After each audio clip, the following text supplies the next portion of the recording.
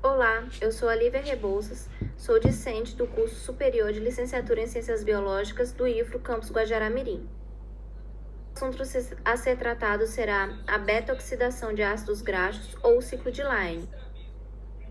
Bom, primeiramente o que é, né? A oxidação dos ácidos graxos de cadeia longa, ela é uma via central liberadora de energia entre os animais, alguns protistas e algumas bactérias. O processo do ácido graxo, ao ser convertido em acetil-CoA, para sua entrada no ciclo do ácido cítrico, é chamado de beta-oxidação. Bom, basicamente tudo acontece dentro da mitocôndria. A mitocôndria ela é a organela responsável pela oxidação do ácido graxo. Aqui nós temos a membrana externa, o espaço intermembranoso, que é o espaço entre as duas membranas. Aqui nós temos a membrana interna e a matriz mitocondrial. Para ser explicado, aqui nós temos a membrana externa, composta pela enzima CPT1, carnitina palmitoil transferase número 1, e a membrana interna, composta pela translocase e pela CPT2, carnitina palmitoil transferase 2. O ácido graxo, ao ser liberado pelos triglicerídeos, né, pela quebra dos triglicerídeos, ele é transportado pela proteína transportadora chamada albumina até chegar no citoplasma da célula. Chegando aqui no citoplasma da célula, ele se encontra, né, vamos dizer assim, com acetil-CoA sintetase, que é uma enzima, a qual ela vai doar CoA para o nosso ácido graxo, ele vai passar a ser chamado de acetil-CoA graxo. Nesse momento, a gente sabe que tudo vai acontecer dentro da matrix mitocondrial. Ele ainda está aqui, o nosso ácido graxo ainda está aqui no citoplasma. Ele precisa atravessar a membrana externa e a membrana interna.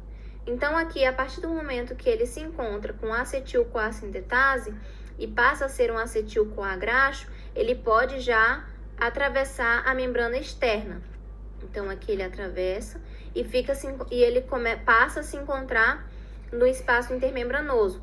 Claro que ele já está bem mais perto da matrix mitocondrial, mas ainda falta um pouco para chegar lá.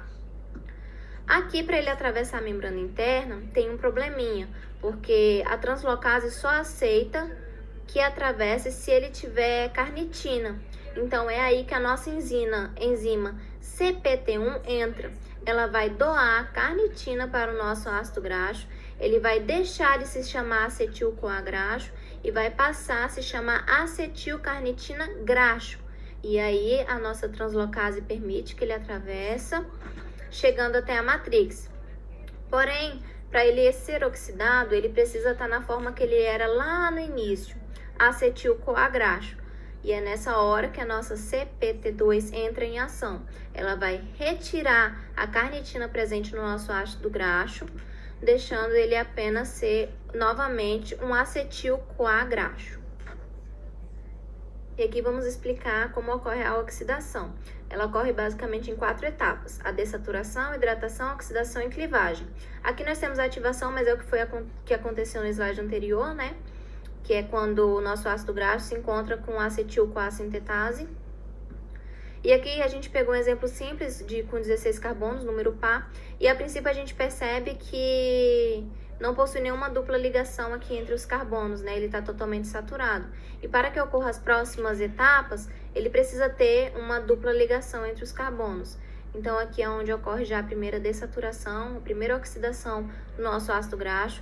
Ele vai passar a ser um enoil-CoA, formando assim um FAD-H2 a partir do FAD. Aqui, quando ele chega aqui a ser um enoil-CoA, a próxima etapa é a hidratação. Então, ele precisa ser hidratado, formando assim um grupamento hidroxila no nosso carbono beta, né? E ele vai passar a ser chamado de 3-hidroxiacil-CoA. A partir daqui, ele precisa acontecer a oxidação do nosso ácido graxo mesmo. E essa oxidação se dá porque precisa ter uma dupla ligação de oxigênio no carbono beta. ou também o grupamento ceto, também chamado, né? Grupamento ceto, onde vai surgir a NADH a partir da NAD+.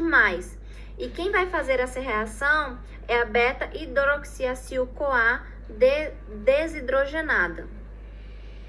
A partir de agora, o nosso ácido graxo, ele pode liberar já o acetil-CoA, mas é aqui na clivagem que a gente tem que se lembrar do detalhe de que precisa adicionar uma coenzima AA+, para que ocorra a repetição do ciclo.